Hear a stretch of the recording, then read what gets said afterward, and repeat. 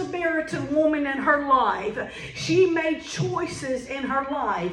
And because of the choices that she made in her life, she began to be defined by the world, and she began to be defined by the words that were coming against her. I want you to understand that she had she could physically see, but she had scales that began to come over her eyes. She allowed her mistakes to label her. Yes, she did. And she allowed her mistakes to harden her heart. She allowed her mistakes to scale her eyes. And the scripture said that she told Jesus, "Sir, you have nothing to draw with, and the well is deep there." She gave excuses after excuses to Jesus. The answer that she needed was sitting right in front of her, but she missed that answer that was sitting right in front of her. How many times have we missed the answer that was sitting right in front of us? The answer was there, but she could not see it. She was so down on herself that she couldn't see what the Lord was providing for her. She was putting limits on a man who had no limits. She was putting a ceiling on the one that had a glass ceiling. And she said to Jesus again, the Samaritan woman said, "Sir, you have nothing to draw with." Jesus is what she was saying. Jesus, you don't have what it takes. How many times have we told Jesus, "Come on now, Jesus, you don't have what it takes in my life"? Not only that, she said, and the well is deep.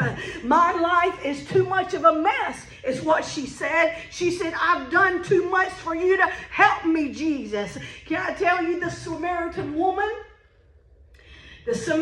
woman, she had a bucket. The Samaritan woman is the one that had a bucket. She had what was needed to draw the water. But can I tell you, she assumed that Jesus would not want to use her because of who she was. She assumed that Jesus wouldn't want to use her because of her past. She assumed that Jesus would not want to use her because of what others thought. Maybe the reputation that she had.